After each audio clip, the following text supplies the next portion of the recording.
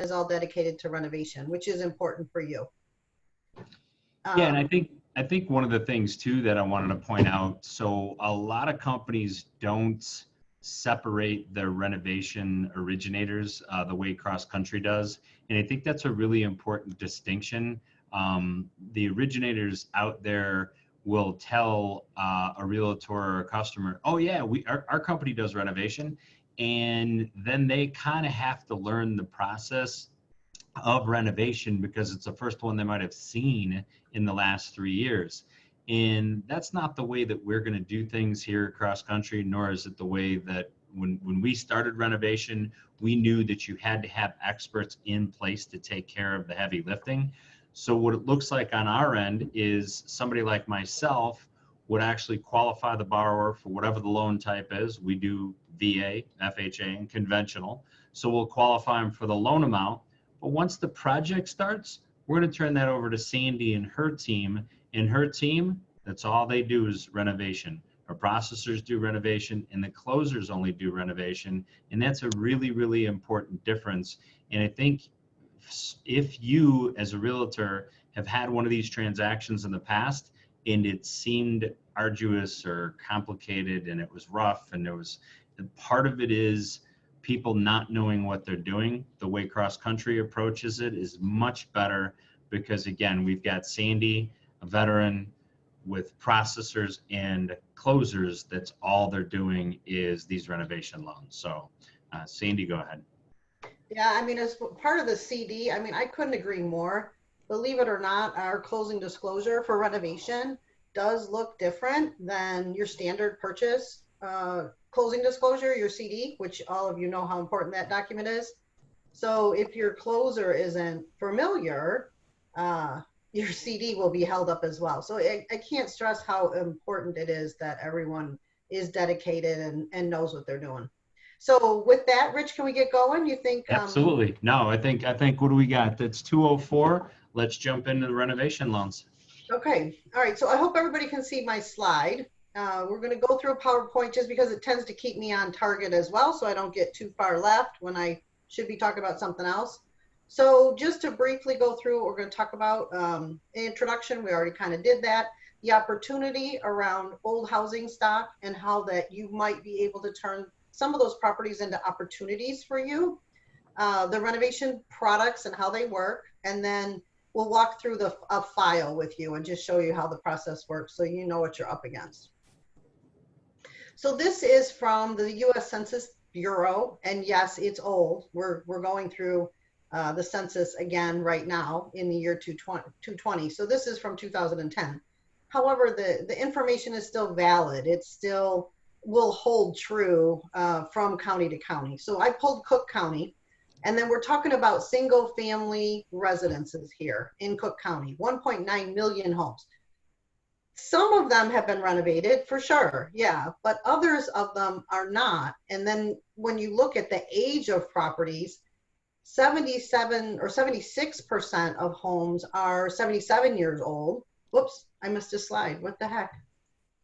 There should be another one in there. But anyway, then it'll drill down to how many are more than 40 years old. And I think it's around 40%. So like I said, some of those probably have been renovated, but there's big opportunity there. What we're trying to show you is that the housing stock is old and it does need some love.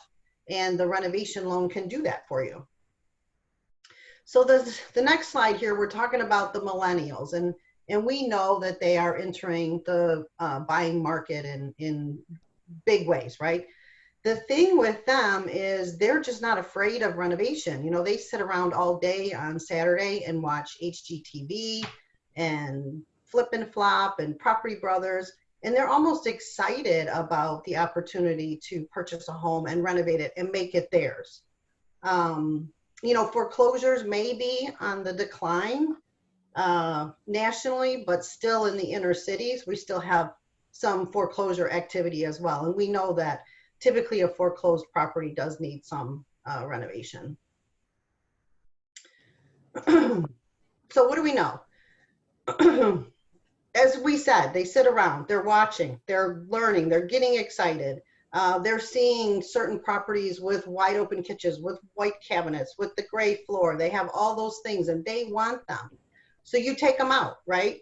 You show them, they're looking at this kind of stuff, the kitchens, the appliances, the fancy stoves. This is what they're dreaming about. So they come to Cross Country, they come to Rich, and hopefully he's got them fast track approved. I don't know if you want to talk about that, Rich.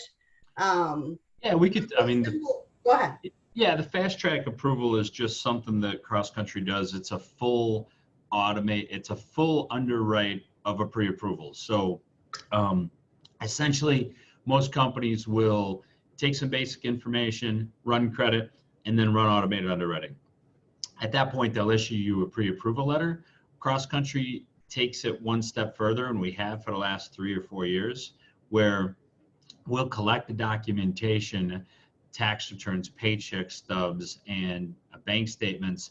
We'll send that to a processor. They'll treat it like it's a real loan. They're going to do verifications of rent, deployment, employment, and deposit, and then basically turn that over to an underwriter who will underwrite it and then give you, the realtor, a approval that's typically subject to the property. And then in the case of renovation, just subject that we get our contractor in line as well. Okay, so anyway, they're wanting to go out. They call you on the phone. Hey, I got my pre-approval from Rich over at Cross Country. I'm ready to go look at houses. You're going to take them out on Saturday afternoon. And this is what they're hoping to find. And then that first house that you happen to walk into looks like this.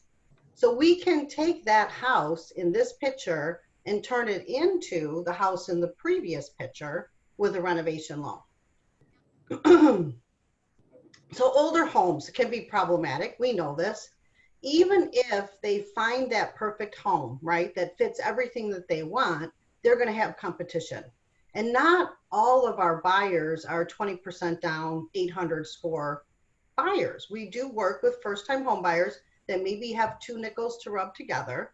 So that house is going to be a high competition for them to get, right? Because their offer isn't going to look as good as the 20% down person. They're going to pay top dollar for somebody else's. Maybe they don't want white cabinets. Maybe they want cherry cabinets. The buyer might not even know that they can do it. I mean, I know that when you sit around and watch all those TVs, shows about renovation, they don't really give you options of how to finance. You hear a lot about contingency funds, and you're going to have to call your bank and see if you can dip into that and whatnot, but they don't really tell you how it's done. They don't really tell you how a renovation loan works. So with your help, if you can mention it to them that, hey, there's a product out there that we might be able to take this house and make it your own, we can take it from there. I mean, all you got to do is mention it. We don't expect you to be experts by any means. We just want you, because you're the direct person to the buyer, to bring it up. Just mention it. That's all. And we'll get through all of the rest of it. How can they afford it? Can they get everything they want? How do we get them the repairs done after close as opposed to before closing? We don't want the seller to do it. We never want the seller to do it. It takes out the seller's equity, right? So let's talk about a renovation loan. You are going to get one big loan for both. So purchase price plus renovations goes into one big 30-year fixed. We do have shorter terms for those move-up buyers that are interested in that, but most of the people that I deal with are looking at a 30-year fixed. As little as 3% down. We can do a first-time home buyer on a 97% loan-to-value conventional mortgage. FHA is going to be 3.5%. VA does have a renovation loan, if you don't know that. Right now it's suspended with VA, so we're not offering it. Obviously no lender can, but that would be a 0 down program. They get to pick out their stuff. They get to pick whatever they want to do. They can choose their own cabinets, their own finishes. Obviously they'd have to take care of any minimum property standards that were in violation, but they get to choose their own stuff. They get to choose their own contractor. It broadens their search, right? So maybe they want to be in a certain area, but they can't find a house they like in that area. They can start looking at houses and start thinking about how they could turn it into the home that they want. Yeah, and I think that's a really important distinction, because as a selling agent working with a borrower, you know, we're in a tight inventory market, and certainly the pandemic has made it even tighter because people aren't willing to let people go through their home. So what's on the market now is properties that really need to be sold, bank-owned properties and things of that, properties that may be a little bit more distressed. But in those listings, when your clients are going through them, they're seeing no FHA or cash only. And so having access to a product like this, you can convey to the seller that, hey, we know this isn't going to pass an FHA inspection. That's why my client's already approved for an FHA rehab loan, and they'll be able to get this done. And it doesn't matter that there's no kitchen currently there, or there's a huge hole in the roof, or there's no mechanicals, or the copper's gone. Those properties that, again, say cash only or conventional only because of condition are no longer things you have to keep your buyers away from. So it's a matter of really expanding the property pool that's available to your customers. And that's, as an agent, that's going to make you stand out, because again, you can show them these properties where other agents might say, no, you're FHA, we got to go down the street, we can't look at that property. So yeah, I mean, I couldn't stress that part enough either. I mean, I have never ran into a repair that we could not fix, that was not allowed. Remember, your renovation loan, the collateral is based on the after improved value. So we give the bid to the appraiser. The appraiser values the house as if all of those things were already done. So any property violation that you might have needs to be included in the bid, but you're going to the closing table. Same thing with when the appraisal goes out. If the bid didn't incorporate everything, we forgot a gutter or something, we go back to the contractor. We have the contractor add the gutter into our scope of work, and we're going to the closing table. We're not going to get tripped up because of property condition. As far as fees, so yeah, there's some added fees, draw fees, permit fees, inspection fees.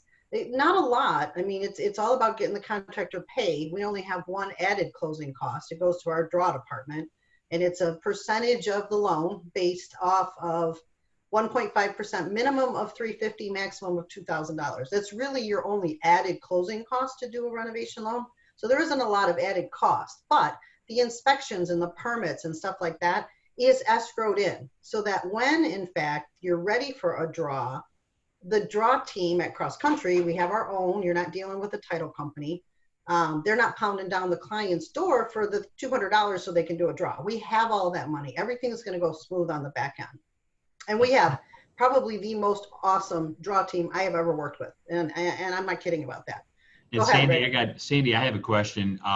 So it's my understanding that not every lender that does this takes care of all the draws. Some of them use third-party companies, which again adds another layer, I think, of confusion and complexity to your home buyer that's now in this process, because they're dealing with another company. Cross Country knows that, and we've kind of eliminated that and kept that in home and in house. So yeah, huge. I mean, I can't imagine trying to get a draw through a title company with a contractor and a homeowner. I mean, especially in Illinois, because a lot of the title companies there want sworn statements from the contractors. For your builder construction loans, they need that. For a renovation loan, you don't. I mean, we had to go to a national platform for title searches after, and Illinois was one of the biggest reasons, because they would keep coming to me, the title companies, wanting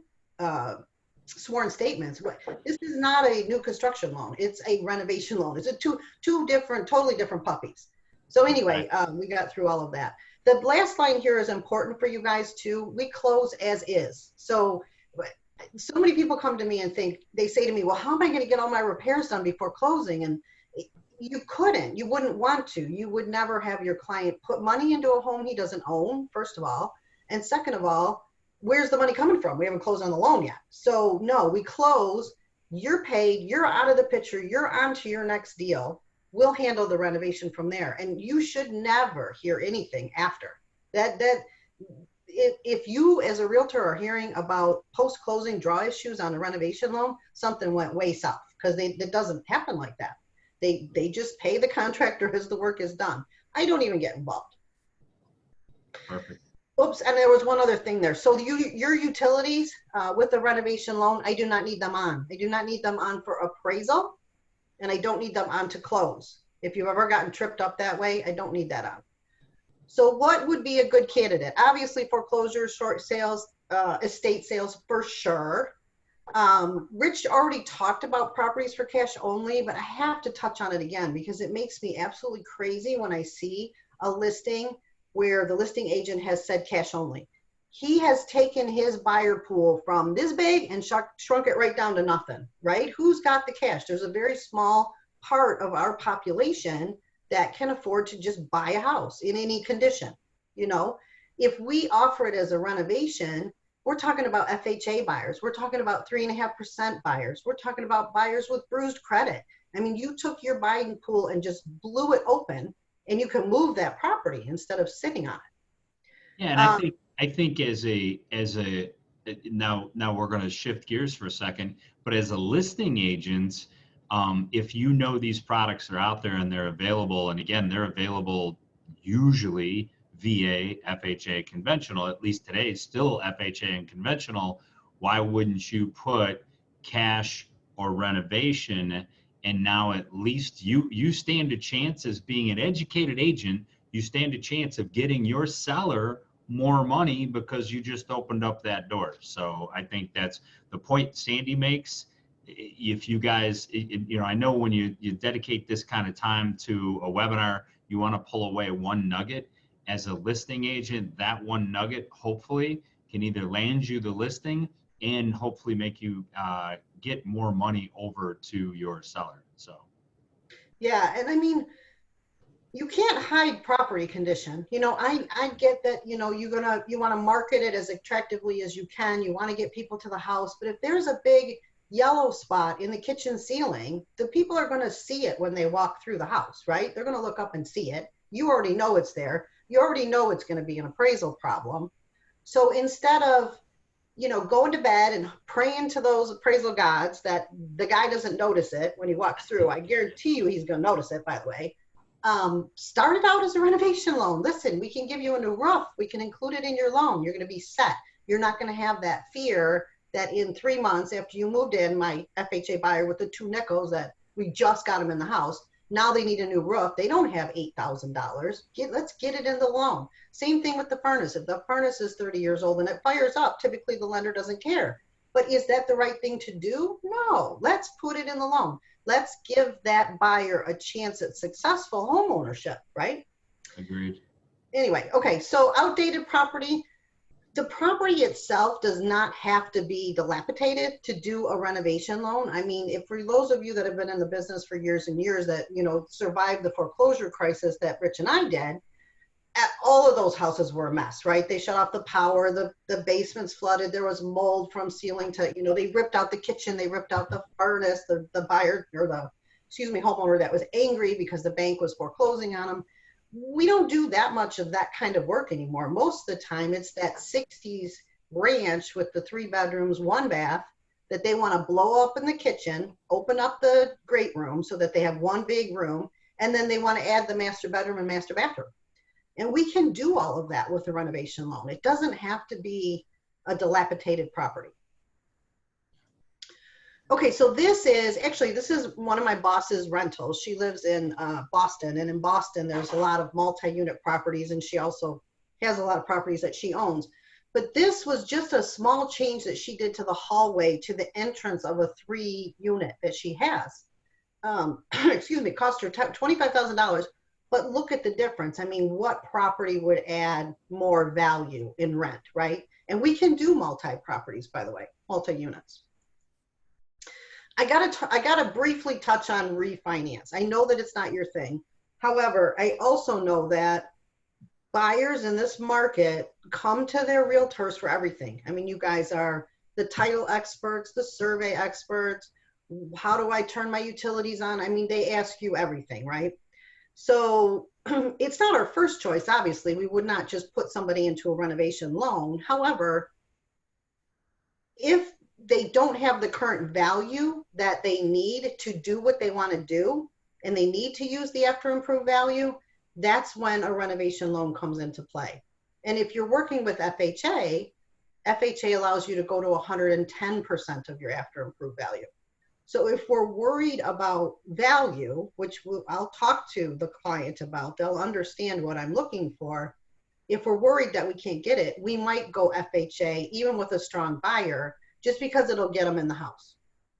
Because a short appraisal is always disappointing. Remember, we're not ordering the appraisal right away. I have to have the renovation plan. I have to have the consultant's report or the contractor's bid before I can order the appraisal. So your client and my client is excited. They've picked things out. They're getting really happy and ready to move into their house. To have a short appraisal is incredibly disappointing with a renovation loan. Hey, Sandy, so we got our first question that came in from Nancy. Okay. Nancy, we got a couple of questions now coming in, so this is good. Nancy says, so starting the process, my buyer is pre-approved, but we don't know in the beginning that they're going to be looking at properties that need renovations. Now they find a house that needs a renovation. Does that change the pre-approval process? I'm going to address that because that's kind of the front end of what we do. Does it change? Here's what it's going to look like, Nancy. So if I gave you a pre-approval FHA that said 250, and let's say at that point we did top out at 250, your client finds a property at 250, but the property needs about 25,000. That's problematic because his approval is only good for 250. However, if he finds a house at 210 and the property needs 25,000, well, that project cost stays under the 250, and thus he would still be approved for that. So it doesn't change the approval process. The 250 is good regardless. It's just a matter of the 250 has to be a combination really of three things. One is something Sandy's going to get to, but I'll talk about the first two. The approval amount for the 250,000, let's say, has to include the purchase price, the cost of the renovations, and the contingency reserves and some of the costs beyond that. Typically, and Sandy, correct me if I'm wrong, but typically the contingency reserves are about 10% of whatever the work is. So in this case, if we have a $20,000 worth of repairs, there's another $2,000 or so that would get added on to that potentially. So Sandy, I think you got a call that just popped up. So on your screen. Sorry, can you see that? Yeah, that's okay. So anyway, so Nancy, the bottom line is the approval amount, the project cost, which is purchase price plus repairs, has to stay under that approval amount. Or you go back to your loan officer and say, hey, can this guy get approved for more because we found one at 250 that needs $25,000 worth of work. So yeah, that's a great question, Nancy, and a great answer, Richard. Thank you. Perfect. Oh, okay. There's another question that came in from Dwight, and Dwight wants to know, I'm going to let you answer this one, Sandy. He wants to know, how do you arrive at the after improved value? So we're going to give the appraiser the plan. He's going to give us the value of the house as if it were totally renovated. We're going to lend off the total acquisition cost, which represents purchase price plus contingency, plus draw fees, plus permit fees. That gets you to your total acquisition cost.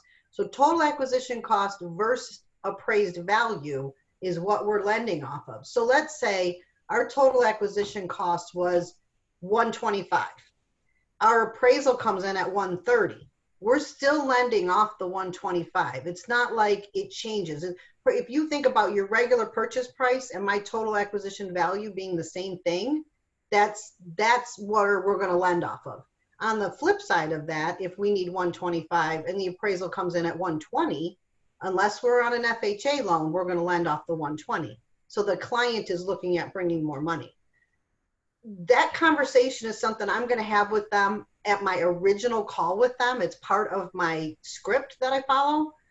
So they will be aware of that. Once that bid comes in, I will advise them to sit down with their realtor and try to pull some comparable sales. Hey, I need 150. Is there anything out there to support it? I mean, you know where the house is, you know how many bedrooms, you know how many bathrooms based on your renovated product.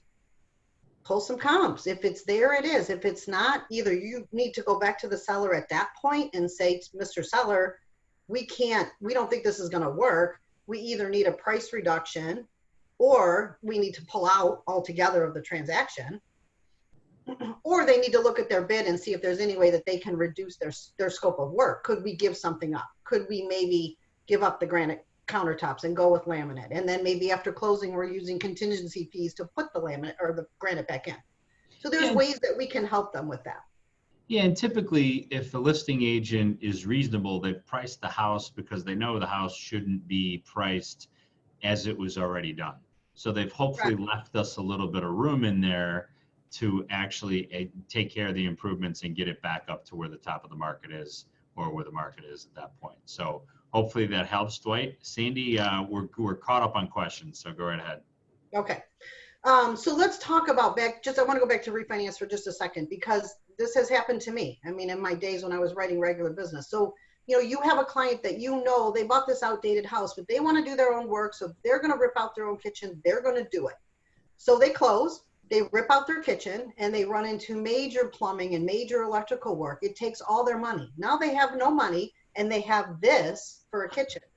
You know that you can't get a loan on a house that doesn't have a kitchen, right? So they're calling you now, because like I said, they call you for everything. At that point, you could say to them, hey, call your lender back. There's this thing called the renovation loan. They could give you the money to finish that kitchen, and then you'll end up being the hero. Point taken, we can finance a house like that. All right, so let's dig into each product kind of individually. They all basically work the same. They just have a couple of little tweaks that are different about each one. So let's talk about FHA first of all. So FHA is 3.5% down, owner occupied. Always, always, always. You can't do anything other than owner occupied with FHA. 1 to 4 unit, still 3.5% down on that 1 to 4 unit. 30-year fixed rate. I want to talk about the biggest myth when it comes to FHA 203K, because for whatever reason, FHA 203K is the more widely known product out there. But you may hear, oh, but there's a minimum of 5,000 in renovations, or you can only have a maximum of 35,000. And that's true, but you're talking about two different products in the family. So FHA has the limited or the streamlined, which there's no minimum amount. You could do a renovation loan for $1,000 if you had to, but your maximum is 35. On the standard loan, your minimum is 5,000, but there's no maximum. The only thing that you're limited by is your after improved value. It's got to support, and your FHA county loan limits, which Cook may be a little bit higher, but basically FHA county loan limits is 331,760. Rich, is Cook a little bit higher or no? No, that's about, Cook is 360. Cook, So 360. a little bit higher. Yeah, 364, That makes sense. 363. Yeah. So, and remember, as you go multi-unit, the more units you have, the more mortgage you have. So like your 2-unit in Cook County is probably somewhere around 400,000 or 500,000. Yeah, as we go up, they definitely go higher. We do have a question when you get through in that point, by the way. Okay. We have a couple other questions. Okay. So the only other thing that I want to point out about an FHA loan, you cannot finish off new construction with FHA. It had to have had a certificate of occupancy issued at one point in its life. It can be a total tear down and rebuild. You can do that with FHA. It can be a total burnout or a flood or anything. Totally inhabitable. We can still lend on it, but I have to prove that there was a C of O issued at one point. So if you had a new construction house that burned down, I probably couldn't do it unless the C of O was issued, the certificate of occupancy. I shouldn't use acronyms. Right. So the question, Craig asks, if a person purchases a home and the cost of the property is $90,000 and the renovation is $10,000, what is needed for a closing? So I think this is kind of a big question, but there's another sentence to it. He said it should be $3,500. That would be 3.5%. But for some reason, he always sees 5,000 to close, and these people don't have the money to close. So let's talk about that for a second. So if we have a $90,000 purchase with 10,000 in renovations, we're going to have another 1,000. What you figure the draws and all that? What are you talking? Maybe another 15. I would make that probably 12. Nah, I would make it 10,000. No, I would make it 11,500. Yeah, so it's another 1,150, another 1,050. Sorry, $1,500. So on that, Craig, to answer the first part of your question is, so the project cost is going to be 90,000 plus 10,000 plus another 1,500 to cover the contingency reserves, any draws, any other stuff like that. And we'll talk about the contingency reserve a little bit later in the presentation. So it should be 3.5% of whatever that is. Now that's what they have to show, and that's their down payment. Now, that doesn't include other closing costs such as title. In Illinois, title is very expensive. Attorney's fees, homeowners insurance. There's definitely some other things that are going to be included in there. So I hope that kind of answers. But down payment is down payment. It's 3.5% of whatever the project cost is. So go ahead, Sandy. I got another question coming in. Okay, so I just wanted to finish kind of what you can do with FHA. So multi-unit conversion is allowed. What I'm talking about here is you can take a 2-unit and turn it into a 4-unit. You can take a 4-unit and turn it into a 2-unit or a single family residence. The property is lent off of when it's finished. So if we have a single family and we're going to turn it into a 2-unit, we would lend off of it as a 2-unit, and we would be using the rent collected on that secondary unit to help qualify our buyer. You guys have a ton of multi-unit properties in Ohio, or excuse me, in Illinois. I've closed many. I've closed mixed use properties there. That's another product that we can use the renovation loan for. Mixed use is commercial as well as residential in the same building. We cannot renovate the commercial space at all, so it needs to meet minimum property standards, but most of them are operating businesses, so they do meet. We can renovate all of the residential space. I talked about total tear down. We can do it. The foundation has to remain. If you have a property where the foundation needs to be altered or repaired or redone, that's not a renovation loan. That's a new construction loan. That's the way that you determine what product you're using. Utilities don't have to be turned on. If they're off with FHA, they're going to force a 15% contingency on the client. If they're on, it'll be 10. The property does not have to be habitable, and it does not have to currently have a C of O. A lot of cities, your smaller cities, Mayfield Heights, I'm trying to think of all the cities there, but a lot of them do city inspections, and they won't allow the client to move in until those are done. We can include those in our renovation loan. I can typically talk to the city and get them to waive the escrow fees because I've got that money for them. And we close on as is. The repairs are done after. You want to leave that question in? Yeah, Sandy, I got a little bit of a follow-up from Craig, and then we're going to get another question in from Gary. So Craig had a little follow-up that basically said, hey, closing costs are sometimes more than the down payment, ? And yeah, welcome to Illinois.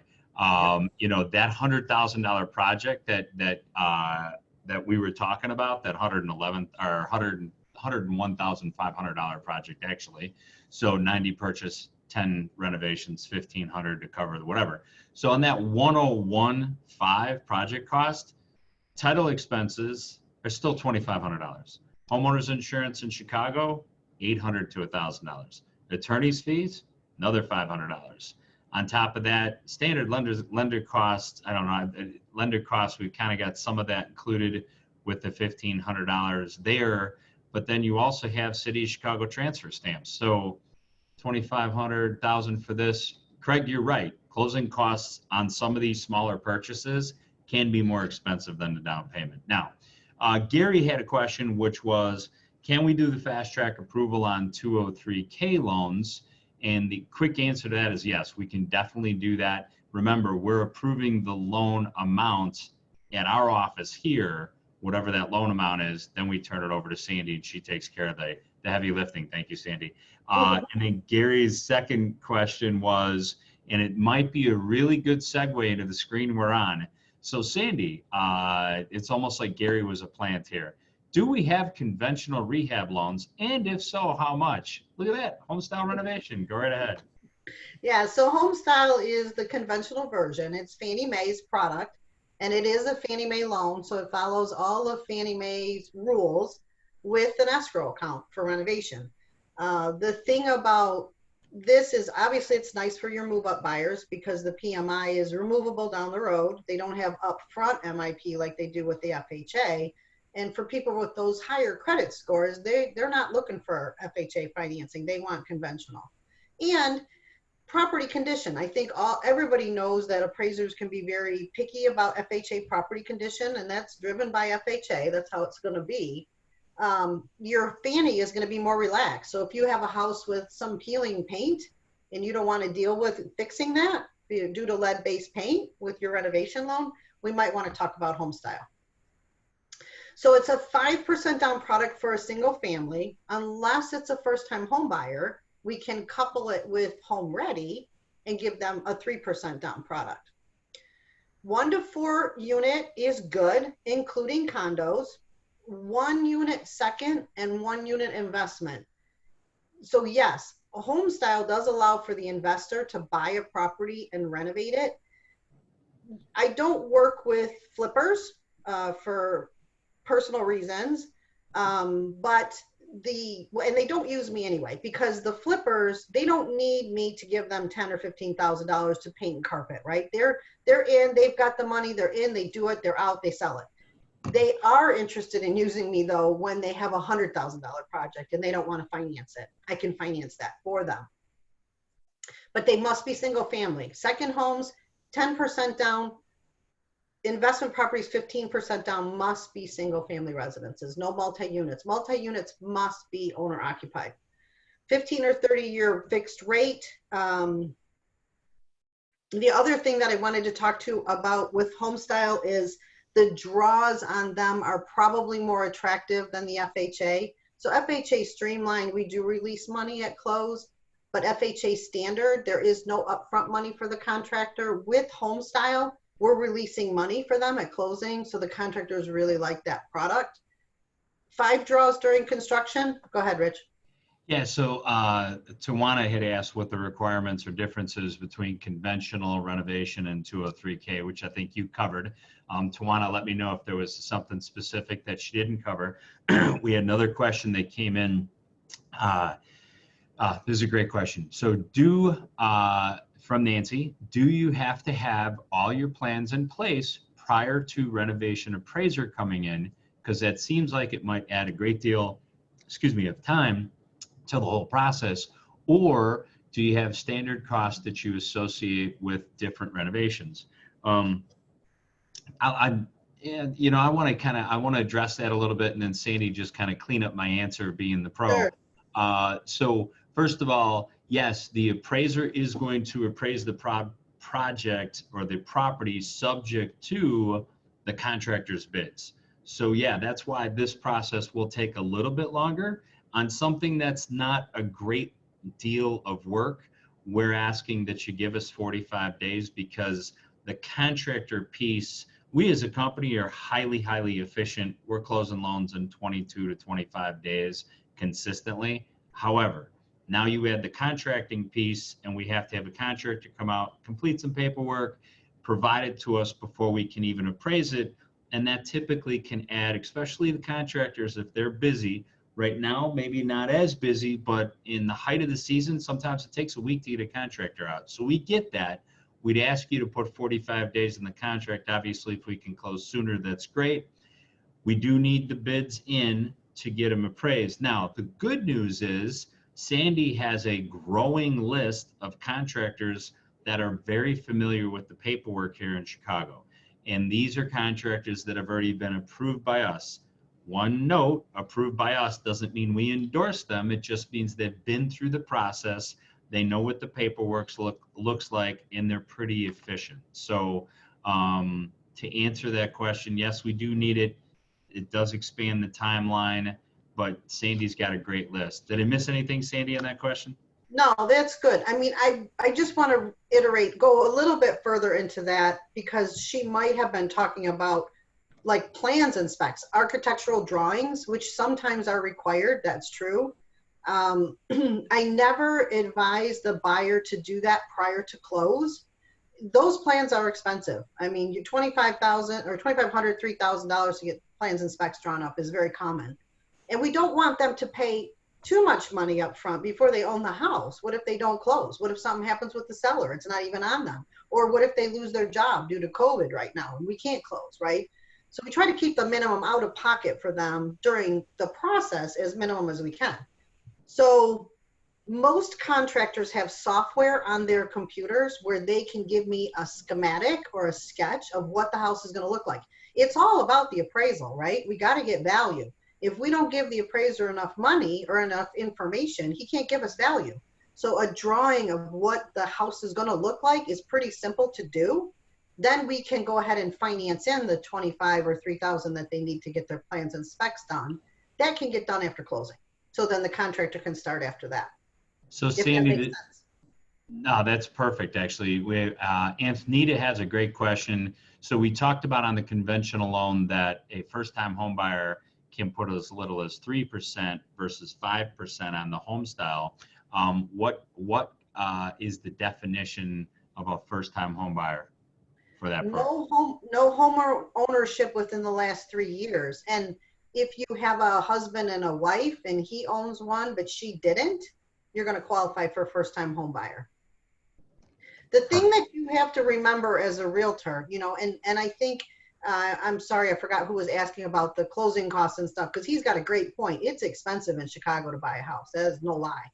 So if you're going to ask for a closing cost credit from the seller to help offset some of that, remember with FHA, you got 6% of your sale price. When you're talking conventional, 3% down, you only have 3. So that's a huge difference on a $100,000 house if you need to help that buyer get some more money to get them in there.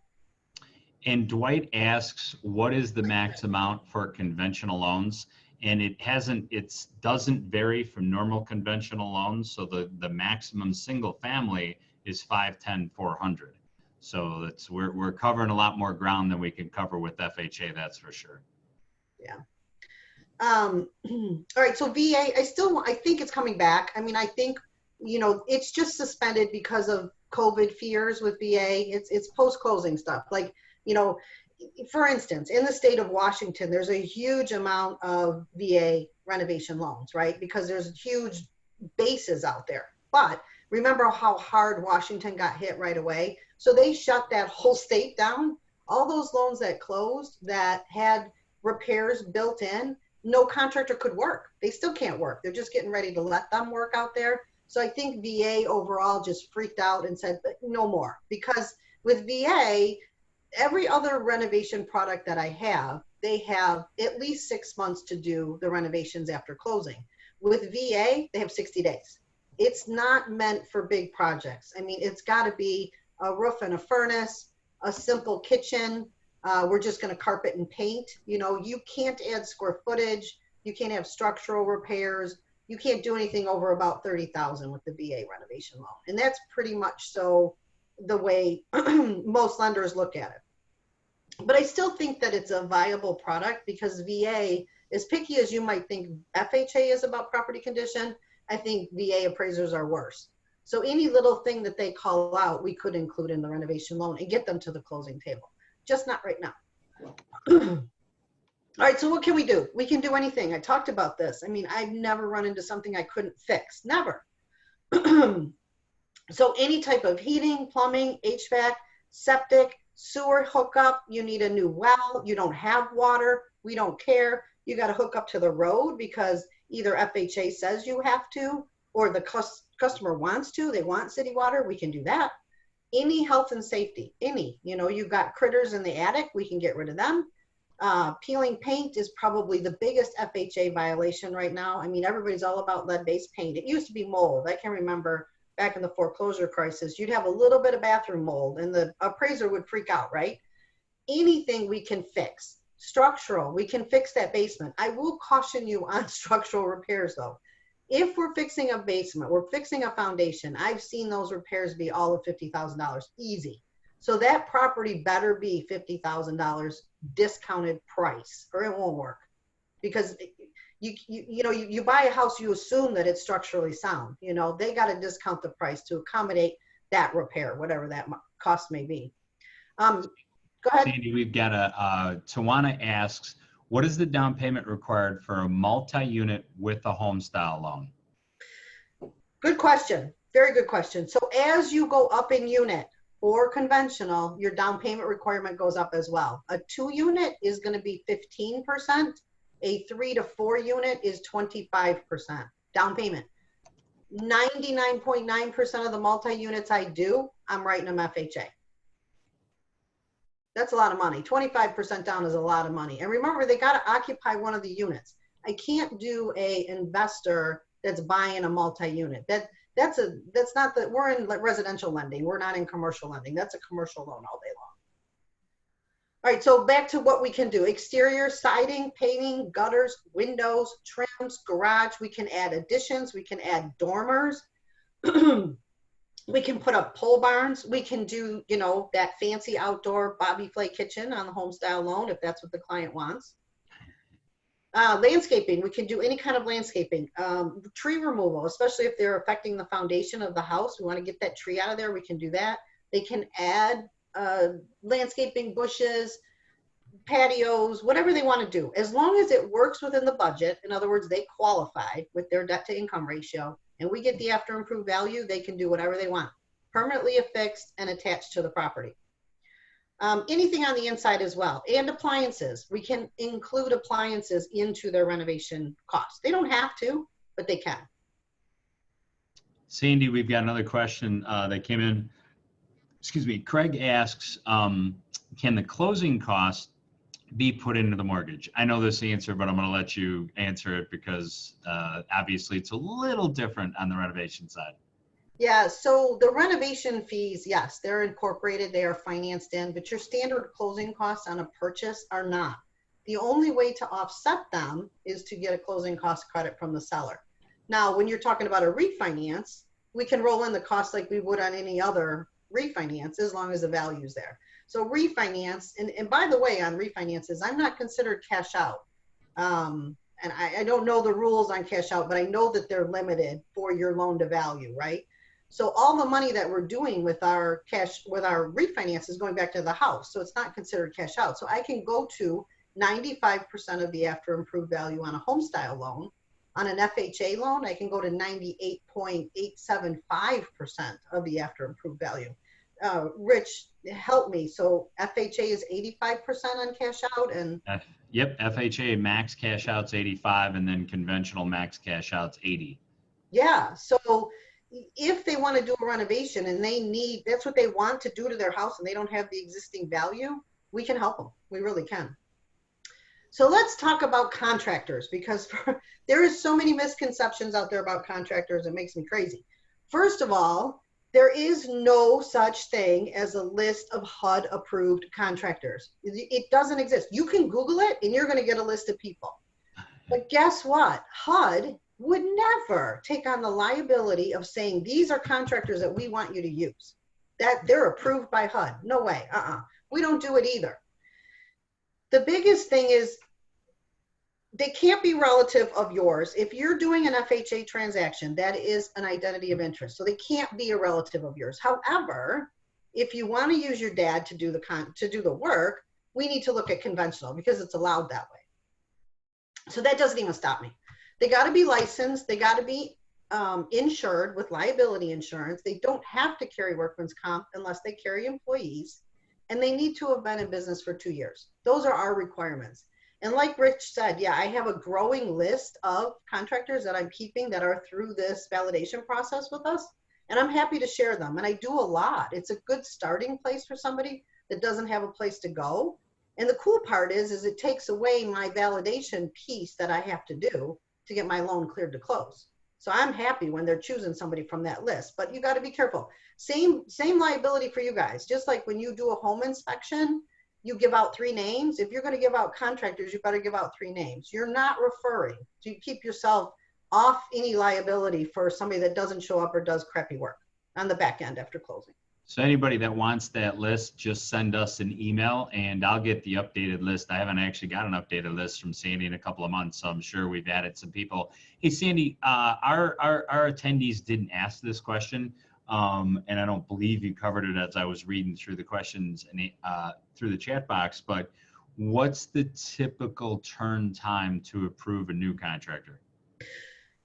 It's not bad. We were really backed up, but our draw team has really geared up with new people. But for timing purposes, I can't stress this enough. So when my initial phone call with the client, when I'm going through everything, the minute we get off the phone, I send them out the contractor email. And basically what it is gives them the profile sheet, the W-9, the permit form, the workman's comp letter, everything that we need to start the validation process, as well as directions on how the bid needs to read, right? We need labor broken out from materials. You got to tell me if you need permits. There's some other wording that needs to be in there. It's very detailed. And I tell my client, it's so important to me that you not only get me the bid, but you get me that supporting paperwork. And this is assuming they're not on my list and I'm going to have to validate them. Because when I order the appraisal then, because when I get the bid, I can order the appraisal, I'm sending the contractor down for validation at the same time. I'm allowing about 2 weeks for appraisals right now. I'm getting my contractor validated within that first week. So then my appraisal comes back. I'm clearing my collateral because that does have to go back into underwriting for clearance. I'm going to the closing table. Now, if in fact you give me the bid and I order the appraisal and I nag that contractor for the next 2 weeks and still don't get his profile sheet, my appraisal's back, my appraisal's cleared, but I can't go to the closing table because I don't have my contractor validated. So those are the steps that if you can help at all, that's what you need to help me with. Keep your client on target to give me the documents that I need from the contractor. We can get everything else from them. I mean, they're good about the other stuff. It's when they don't understand or the contractors don't make money filling out my paperwork. They make money pounding nails. So sometimes they can be a little bit delayed and stuff like that. So that would be the perfect process flow for me. Did that answer the question? I think that did a great job answering the question. So Nia sent us a question, but I'm not sure this applies. I don't think this applies to the rehab. I'm going to address it in a second, but there's no rehab component to this. So I'll take this one, Sandy. Okay. Can a person that has an investment property with a solid tenant in the property do a refinance and pull out their initial investment if they are not employed or self-employed?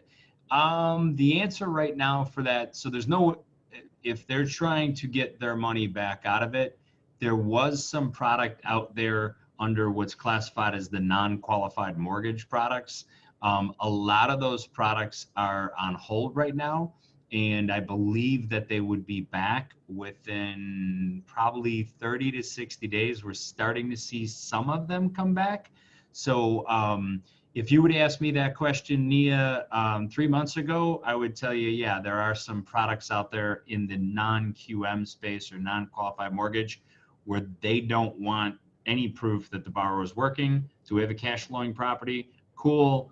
We'll give you the money, 30-year fixed and much higher rate. It's like a commercial loan, but that product was out there. Right now it's on hold. So that's a buyer we might be able to help in a couple of months. Okay, so let's just talk about self-help for a second, because all these products, when you go to like HUD.gov or you go to Fannie and you search for home style, you search for 203K, they will talk about self-help or sweat equity and that it's allowed. And that's true. However, all lenders, every lender that I've ever worked for has always had overlays to self-help. And here's why. So if you're doing your own work, first of all, we're going to require a retail bid to support the cost. Remember, we've lent on the property as if it was done, so we need to get it done. If we don't escrow for labor and materials, and you're going to do your own work, so we're just escrowing for materials, and something happens to you after closing, physically, you get in a car accident or you get COVID and you can't do the work, we need to pull in a contractor and finish out that project. And when I talk to people that are in the trades, and I explain that to them, they totally get it. So more often than not, we're going to just use their buddy as the contractor. And what happens after is between the two of them. If they allow him, if he's qualified, if he's a licensed insured plumber, he can absolutely do his own work. So we didn't really talk about a HUD consultant. A HUD consultant is like a third party that we would pull in when we need retail bid clarification or verification. We would do that in the self-help situation. It's also required when you're doing an FHA standard loan. or if your repairs exceed about 50,000 on the home style. They put the bid all in order for us in the correct format. They make sure that labor and materials are broken out. They're the people that come back on the back end and do all the draw paperwork, so the homeowner doesn't have to do it. I mean, once you get into these bigger projects, believe it or not, draw paperwork is a problem. You would think that contractors would know how to fill that out. They don't. So if it's getting to be too big of a project, we will pull in a HUD consultant and force that on the client, even on home style. All right, so best processes flow. How does it flow? Contract, first of all, if it can state the financing type, FHA 203K or home style, that's great. If not, I can get an addendum down the road. I'm not worried about it. Sale price is sale price, you guys. Don't worry about the loan amount. First of all, we don't know what it is because we haven't gotten a bid, or we're not even through collateral review, so we don't know if there's added repairs. So just put your sale price in there. You can use, excuse me, minimum and maximum for loan amount, or if you have to put a percentage in there, 5% down, 10% down. Stay away from actual numbers, because if you do put an actual number in there for a loan amount, chances are my underwriter is going to make me get an addendum changing it to be the actual loan amount, which just is going to slow me down. Extend out that inspection period for me. So 7 days is not enough. I mean, that's great on your standard move-in ready house, but for me, we have to get a contractor out there, we have to get an inspector out there, and then we got to get some numbers to make sure that it fits within our budget, that the client still qualifies that to income way, make sure that fits, and then make sure that that after improved value is going to work as well. So on a 45-day contract, if that's what you're going to get me, I need the bid within the first 10 or 15 days. And if we have the bigger projects where we know it's going to take longer, I would like that 60-day contract. And I know 20 days sounds like a long time, but when you're talking about $100,000 or $200,000 in renovations, it's all of 30 days for me to get the repair plan so that I can order the appraisal. From appraisal order, I flow just about like Rich does, you know. I'm about 30 to 40 days for close. Once we get to the appraisal order, we're moving along. I have control over the file. It's just getting to that point, getting that contractor to give me what I need. So once we get the file, we disclose, all the documents are collected, and we're going into underwriting, bid or no bid. We don't hold the file to wait until we get everything and then submit it to underwriting and find out that the underwriter declined the file for some silly thing. We don't do that. If it's not already fast track approved, if it's fast track approved, I don't even have to worry about that. But we still go into underwriting right away. That's important for you. You want your file to be approved. Appraisal is ordered once the bid is received. I've said that a few times. Once the appraisal is back, I'm still a couple of weeks to closing. It's not like I get the bid or I get the appraisal and I can go to close. It's got to go back for collateral clearance with the appraiser, or the underwriter. So the underwriter is going to review the appraisal to the bid, make sure everything's included. We don't have any added repairs. She says, yes, you're good to go. That's when the contractor paperwork goes out because it's all finalized then. And then we get all that back and submit it back in for clear to close. Questions? Hit the next slide because we're running in on an hour, so I want to kind of speed this up a little bit. But I will say Nancy came back and asked if we were recording this. We are recording this, so if you'd like a copy of the recording, let us know. And then, excuse me, she also asked if there was a PowerPoint available. This is your PowerPoint, not mine. So that's up to you, Sandy, if you release that. So. Oh yeah, no, Rich. I mean, you have it. You should have it. I can send it to you. Good. I just want your blessing. So that's all. So I gotta respect my rehab experts. So. Yeah, thank you. So I'm almost done. I just want to show you guys this last couple slides because it's kind of cool before and after stuff. So this was one of our clients, bought the house for $390, put in about $130. So all in value was $520. This was the house prior to renovations. I mean, there's nothing wrong with that. You can lend on that. There's nothing wrong there. But they just didn't like it. So they flipped it. And I mean, look at the difference. This is the same house, you guys. This is the kitchen. This is what everybody wants. You know how that goes. This is the bathroom before. I mean, again, nothing wrong with that. We can lend on that. That's the bathroom after. Just a little bit of reconfiguration. I mean, just brought it up to current, you know, decor and whatnot. I think this is so cool. This is what the cool part is of my job. And then this was the deck. Obviously, this was a problem with the caution tape and whatnot, but they just fixed the deck. And we put that all into the renovation loan. I think that's it. Yep, that's it. Hey, one other thing that I wanted to talk about on this, Sandy, and we're definitely open for questions, although we've been knocking them out as you guys have been sending them. So um, the flip side of this, so we spent a little bit of time talking about agents as they're bringing their buyers out and the huge advantages you have to show these properties that say financing is not available, blah, blah, blah. On the listing side, and I don't know if Sandy, if you pulled up Box Brownie on your site, so, or you wanted me to do that, share, I can do that. I'll do that. So, because we were talking about that. So from a listing standpoint, if you were tied in with a contractor or had a contractor friend and you wanted to put in your presentation, here's an idea. So let's say you put in your presentation that, and I'll put it right. I think I had to stop. I stopped sharing so that you. Oh yeah, no worries. Oh, that's fine. So we're going to share that screen right there. So there's a site out there called, oh, let's see if we can get it. Oh, it didn't come up. That's not good. I can see it, Richard. Oh, you can see it. I can't see it on my end, but can you, if you guys can see it, that's perfect. So send me something. Wow, my chat thing and everything disappeared. Give me 1 second. Okay, good. And let me know in the chat box if you guys were able to see that, and I'll go back to it. So, yep, okay, good. I'll go back to it real quick. So the site out there is called Box Brownie, and one of the things that you could do is you could take a picture like right here, send in a bid from a contractor that you know, and they will virtually create this picture. Now, don't be scared of these prices down here. Any agent that we've presented this to that's used Box Brownie said it's usually like 20 to 30 bucks.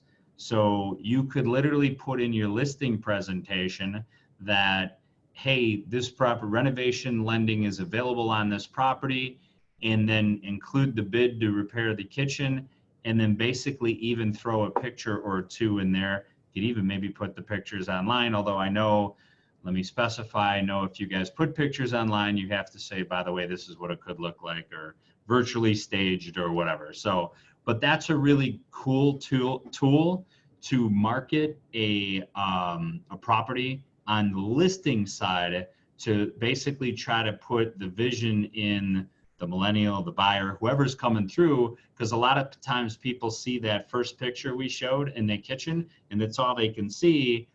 If we put that next picture in there and show them this is what it could be, that's pretty awesome. So boxbrownie.com is a really good site for that. Tony listed it in the chat. I got a couple requests for the actual PowerPoint, which is good. And so good, looks like we're wrapping up here. Tony, do you have a list of everybody that was asking for the PowerPoint in there? Yes, I do. Okay, perfect. All right, guys. Richard, I'll get you the contractor list updated as well through today. Okay. So that'll give them, even if you're not using us, I mean, these guys are pretty good guys. If you have a client that needs a roof or something, they're not using a renovation loan, we've kind of checked on these guys. They're good guys. Got it. We'll get the list out. We'll get the PowerPoint out and the recording as you guys are asking. Tony, you'll be able to keep this chat later, right? Tony? Yes. Did I lose? Okay, good. All right, good. So you can put it in the chat right now if you want any of those things. Our next webinar for you guys is Tuesday. Tony, help me out with the time on that. That's at noon. Tuesday at noon. And we have Erin Fox, who is one of our, she's amazing. I don't know if you know her, Sandy, but Erin's I do. She's amazing. She's you need awesome. To do this. She's social media Wonder Woman. Oh my God, yeah. She really, really is. So we're blessed enough that not only is she with the cross country, but she's also based right here in Chicago.